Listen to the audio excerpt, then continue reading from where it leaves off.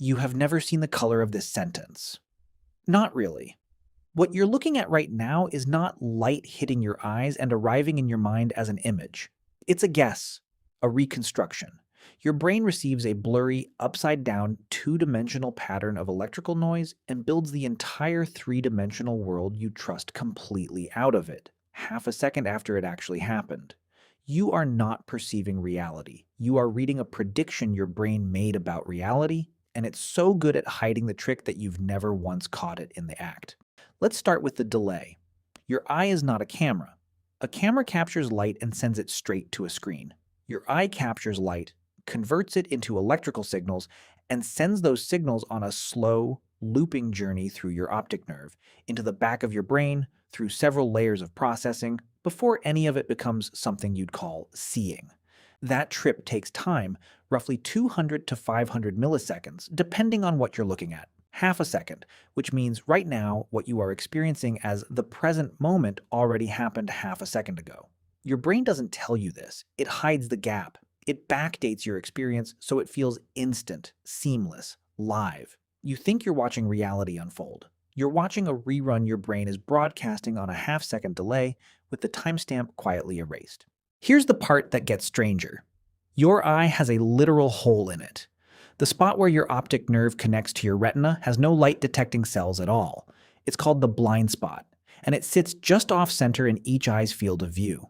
Right now, there is a piece of the world directly in front of you that you are physically incapable of seeing. You will never find it by looking for it. The moment you try, your brain instantly paints over the gap with whatever pattern surrounds it. Carpet, wallpaper, sky. It doesn't check first. It just invents the missing piece and slots it in, seamlessly. So the picture never looks broken. You have had a hole in your vision since the day you were born, and your brain has never once let you notice. Now scale that up. Your eyes send your brain roughly 10 million bits of visual information every second.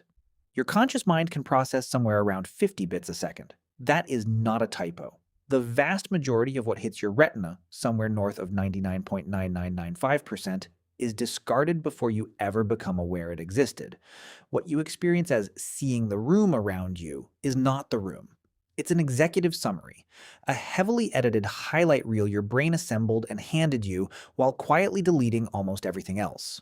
In the 1990s, psychologists Daniel Simons and Christopher Chabris ran an experiment that became famous for exposing exactly how much gets deleted. They showed people a video of students passing a basketball and asked them to count the passes. Halfway through, a person in a full gorilla costume walked directly through the middle of the scene, stopped, beat its chest, and walked off. Roughly half the people watching never saw it. Not because the gorilla was hidden, it was right there in plain view for 9 full seconds. They simply weren't looking for a gorilla, so their brain decided it wasn't worth keeping. This is called inattentional blindness, and it isn't a flaw that happens occasionally. It's the operating system. Your brain is constantly deciding on your behalf what counts as real enough to show you. Most of the world is being filtered out before it ever reaches your awareness, and you have no way of knowing what you missed because missing it feels like nothing at all. It gets even stranger when the brain's predictions actively override what's in front of you. In the late 1990s, a neuroscientist named Vilayanur Ramachandran sat across from a patient who had suffered a stroke that paralyzed his left arm. The man insisted, calmly and completely seriously, that the arm worked perfectly fine. He could see it lying motionless in his lap. He didn't care. When asked to clap his hands, he claimed he was clapping normally. His brain had already written the story that the arm was healthy, and no amount of visual evidence was allowed to rewrite it. Ramachandran called this anosognosia. And what makes it disturbing isn't that it's rare. It's that it reveals the mechanism your brain uses on you every single day, just with the volume turned down. Your brain doesn't show you the world. It shows you a story about the world, built mostly from prediction, occasionally checked against incoming data, and stubbornly defended even when the data disagrees. There's a simpler version of this you've almost certainly felt. It's called the rubber hand illusion. Researchers sit you at a table with your real hand hidden from view and a fake rubber hand placed where your hand should be. Then they stroke both the hidden real hand and the visible fake hand with a small brush at exactly the same time. over and over.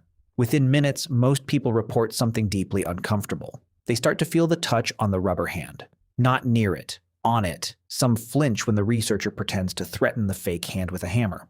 Your brain doesn't actually know which hand is yours. It's running a best guess based on what matches up, and when the evidence lines up convincingly enough, it will reassign your own sense of self to a piece of rubber on a table. If your brain can be talked into relocating your own body, what else is it quietly deciding for you without asking? Your memories work the same way. You probably think of memory as something close to a recording, a file you pull up and replay. It isn't. Every time you recall something, your brain doesn't retrieve a fixed copy. It reconstructs the memory from fragments, on the spot, influenced by your current mood, your current beliefs, and whatever you've learned since the event happened. Then it resaves that reconstructed version as the new original. Psychologist Elizabeth Loftus spent decades proving that false memories can be implanted this way with disturbing ease. Show someone a doctored photo of themselves as a child at an event that never happened, and a meaningful percentage of people will not only believe it happened, they will describe details that were never in the photo at all, details their brain invented to make the story feel complete. This means the version of your childhood you carry around isn't the childhood that happened. It's the latest draft, edited quietly every single time you've ever thought about it. So here is what's actually happening to you right now, in this exact moment. The room around you isn't being seen. It's being predicted half a second late with a hole punched through the middle that's been invisibly patched your entire life. Most of what's in front of you is being deleted before it reaches you. Your own body's location can be reassigned with a paintbrush and 10 minutes, and the memories you'd swear are the most solid, unshakable proof of who you are have been quietly rewritten every time you've ever reached for them. None of this feels like a glitch. That's the most unsettling part. It feels completely, seamlessly real, convincing enough that you've spent your entire life inside it without once suspecting the floor wasn't solid. You were never watching the world. You were watching your brain's best guess about it, and trusting the guess completely.